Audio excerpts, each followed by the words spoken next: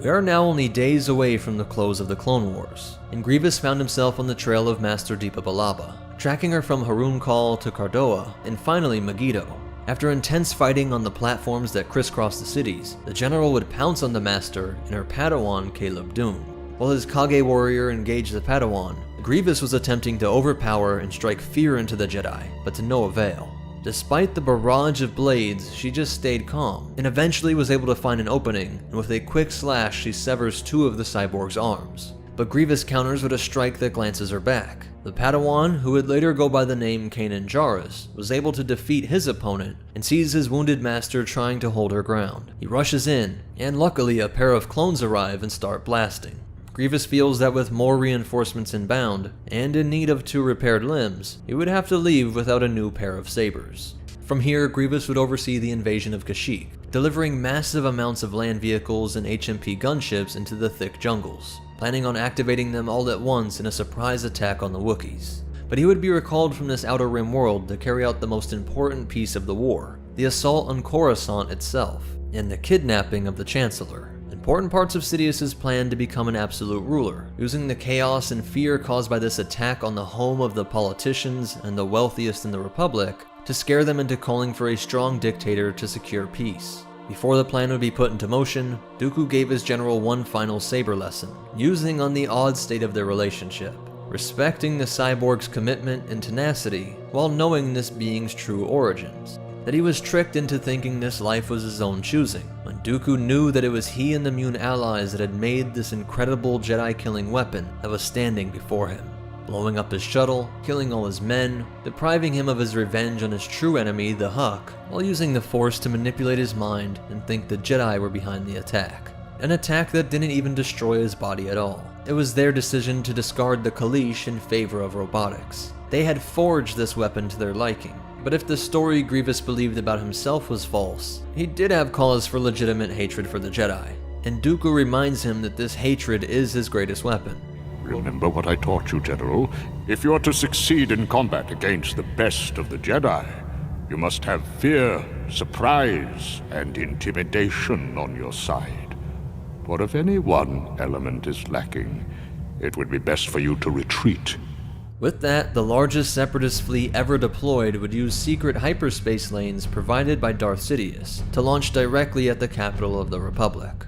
Upper levels would see clouds of starfighters, plazas covered in droid tanks, and landing craft dropping off thousands of droids. There were countless redundant warning systems in place, similar to the Rishi Moon Station protecting the hyperlanes to Kamino, so the Jedi were taken completely by surprise. They would pour out of the temple, with Mace Windu soaring through the city in his Delta 7. There were so many Separatist starfighters that he wasn't even shot down, just barraged by the solid stream of fighters that raced through the skyscrapers. While overhead, the entire orbit of Coruscant was filled with capital ships. To the Chancellor, this was a lovely view to take in.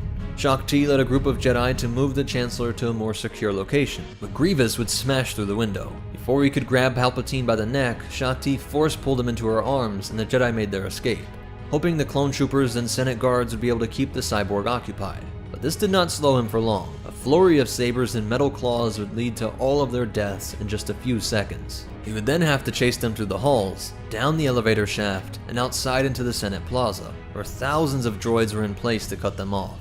The Jedi knew that failing in this moment could mean a quick Separatist victory, so with incredible force powers they were able to keep the droids back, but even this only slowed Grievous. The Jedi team again had to flee, being pursued by Magna Guards the entire way, eventually leading to a shuttle, which Grievous would disable, and then down into a mag train station, where the intense saber training with the IG-100s was proving successful. Grievous caught up with the Jedi, but they took advantage of one aspect of the general that was not built for pure combat efficiency, but a relic of his once deep connection with the spiritual side of a warrior. Shaak Ti would use the Force to tie his Kaleesh cloak to a nearby train, and when it took off, it dragged him along and brought him some time to get Palpatine onto a transport.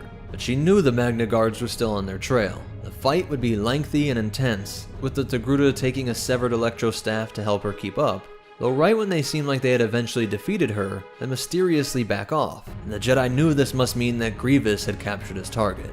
The general had engaged the other members of the Jedi strike team, and with their sabers blocked above their head, the cyborg's second pair of arms came out to slay them. And turning his attention to the Chancellor, we see that Grievous was not aware of the public identity of Darth Sidious. You wouldn't dare harm the Supreme Chancellor of the Republic. Whatever would your masters say? You are lucky they want you alive. Shakti catches up to them, but is exhausted from the fighting throughout the Senate Plaza, into the city, through the train station, and then with a horde of the best melee-trained droids in the galaxy. When she rushes at Grievous, he calmly parries her blade and grabs her by the throat, taking her saber and wrapping her in electro cords to torture her. Palpatine would be rushed to an awaiting Separatist shuttle, but Mace Windu would try to intercept, using the Force to crush Grievous's torso and being powerful enough to bend the duranium armor, his vital organs within the synth sac, especially damaging his lungs, compounding the issues that were present since the transition to his cyborg body, when the lungs never fully integrated correctly.